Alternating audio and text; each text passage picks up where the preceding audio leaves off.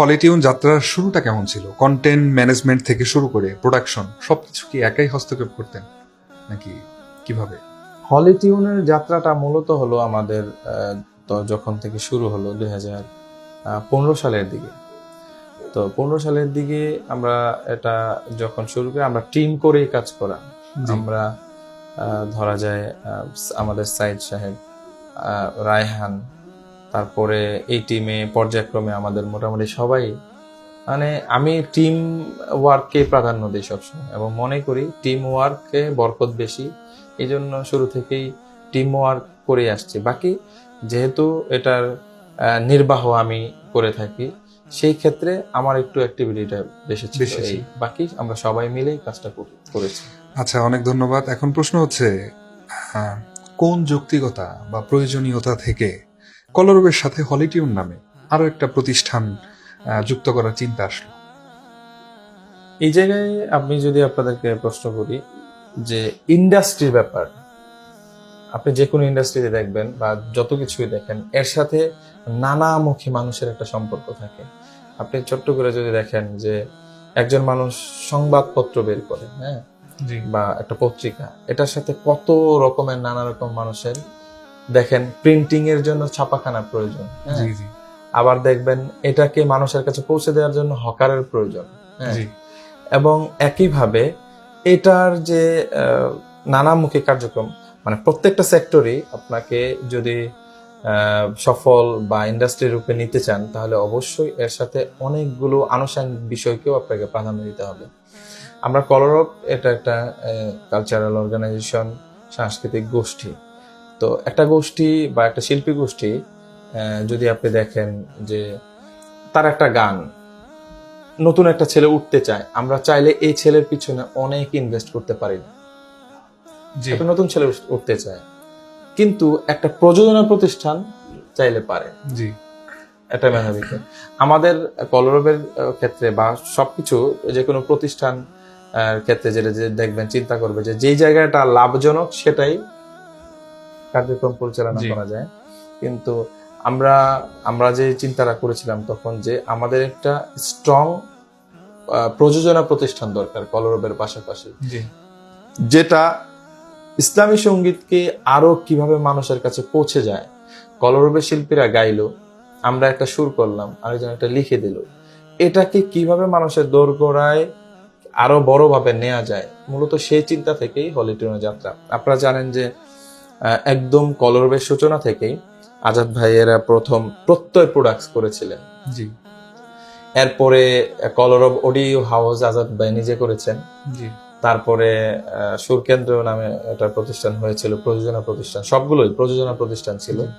কিন্তু কোন প্রযোজনা প্রতিষ্ঠান কেন জানি ওইভাবে আলোর মুখ আর দেখে নেই, নানা কারণ আছে, অনেকগুলো কারণ হলো এর সাথে সম্পৃক্ত ছিল বলা যায় যে যারা ছিল ওইভাবে প্রোডাকশন ম্যানেজ করা, ওইভাবে রেগুলার সময় দেওয়া, সেটা হয়তো বা সম্ভব হয় নাই।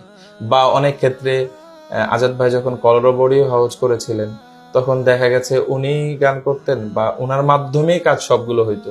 এক পর্যায়ে দেখা যাইতো যে যতটা এখান থেকে ফিডব্যাক আসার কথা ততটা আসে নাই।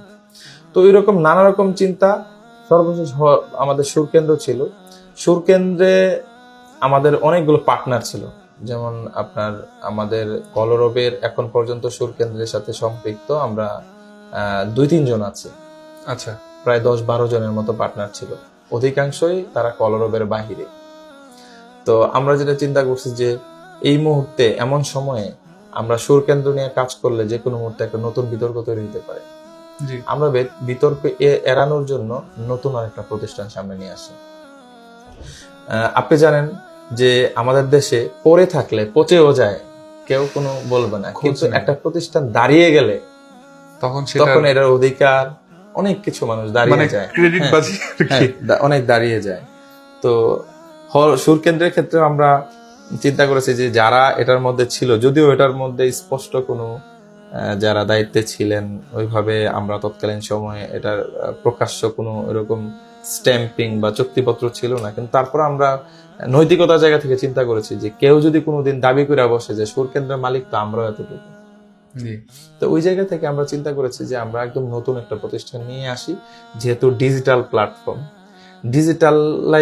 ডিজিটাল ভাবে আমরা কাজ করছি এবং ডিজিটাল অঙ্গনে কাজ করছি, সেহেতু আমরা সুরকেন্দ্র আমাদের ঐতিহাসিক আমাদের একটা ছিল, কলরব অডিও হাউস ঐতিহাসিকভাবে ছিল, প্রত্যয় প্রোডাক্টস ছিল, আমরা এগুলো পুনরাতে না গিয়ে আমরা হলিটিউন শুরু করি। তো হলিটিউনটা যেটা ছিল, আমরা প্রাথমিকভাবে নিজের আলাপ করেছি, আলাপ করার পর আমরা আমাদের মুরব্বী বিশেষ করে আমার 4-5টা নাম আসছিল, 4-5টা নামের মধ্যে এই নামগুলো তারেক ভাইকে আমরা জানাইলাম।